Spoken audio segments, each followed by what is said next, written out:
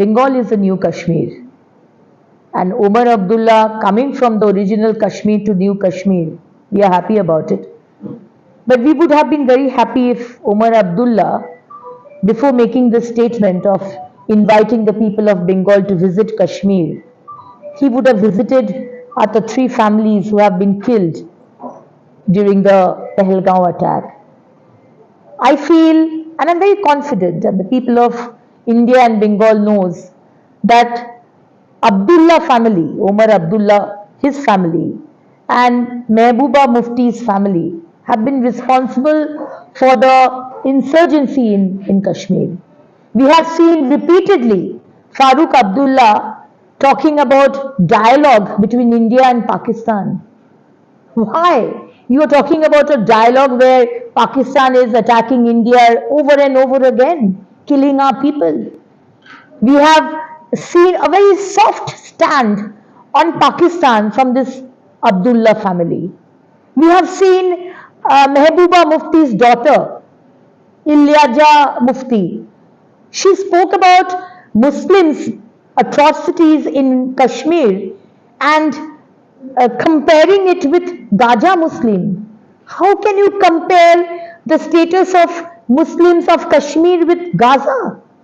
So I feel, because Omar Abdullah is inviting us, 3 বছর আগে ঘটনা ঘটেছে, সেই ভিডিও আমরা সবাই দেখেছি এবং আমরা লজ্জিত হয়েছি, গা শিউরে উঠেছে।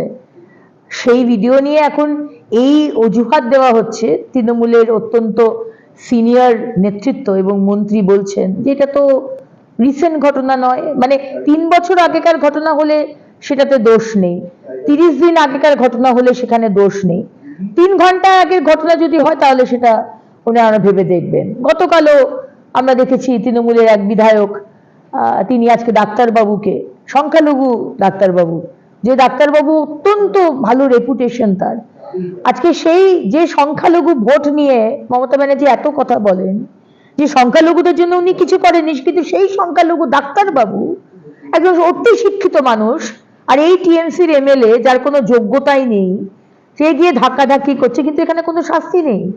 টিএমসি স্পোক্সপারসন আজকে তার হয়ে, ওই বিধায়কের হয়ে কথা বলছে, এর থেকে লজ্জার আর কিছু। আমরা চাইছিলাম যে এরকমই একটা ডিসিশন আসুক, এরকম একটা রায় আসুক। আজকে যারা টেন্টেড, যারা চাকরি চুরি করেছে, যাদের জন্য আজকে লক্ষ লক্ষ ছেলেমেয়েরা তারা চাকরি পায়নি বা তাদের চাকরি গেছে, আজকে সেই টেন্টেড বা দাগি যারা শিক্ষক শিক্ষিকা, তাদের পাশে দাগি সরকার দাঁড়িয়েছে, এটাই তো স্বাভাবিক। দাগিদের পাশে দাগিরা দাঁড়ায়, আর যারা যোগ্যদের পাশে যোগ্যরা দাঁড়ায়। সুতরাং আজকে যে আদালত বলা হয়েছিল 12% সুদে বেতন ফেরত দেওয়া হবে, সেই বেতন তো ফেরত দেওয়াই হয়নি। এমনকি আজকে রাজ্য সরকার তারা লড়াই করছে সেই দাগি শিক্ষক শিক্ষিকাদের জন্য, যে তারা আবার পরীক্ষায় বসবে, দোষও করবেন, অন্যদেরকে ভুক্তভোগী করবেন, চুরি করবে না, তারপর আবার পরীক্ষায় বসবেন, শাস্তি হবে না। এটা কোন দেশের নিয়ম? এখন আজকে আমরা বারবার বলছি যে পশ্চিমবঙ্গে যদি ঠিকভাবে ইলেকশন করতে হয়, এটাই হচ্ছে সেই সুযোগ, এবং সেই ইলেকশন করার জন্য ইলেকশন কমিশনকে অবশ্যই যারা এই বাইরে থেকে যারা এসেছে, এই বাংলাদেশি, এই রোহিঙ্গা, যারা এখানে এসে মমতা ব্যানার্জির আশীর্বাদে এবং তার দলের আশীর্বাদে ভোটার কার্ড, আধার কার্ড, রেশন কার্ড সব বানানো হয়ে গেছে, তাদেরকে আইডেন্টিফাই করে তাদেরকে এসআইআর যেটা বলা হচ্ছে, আমরা খুব তাড়াতাড়ি চাই এটা পশ্চিমবঙ্গে লাগু করা হোক। এবং এলওপি যেটা বলেছেন যে 1 অগস্ট থেকে শুরু হবে, সেটা যদি হয়, এর থেকে ভালো খবর কিছু হতে পারে না। বাংলা খবর, আপনার রাজনীতি, আপনার আওয়াজ।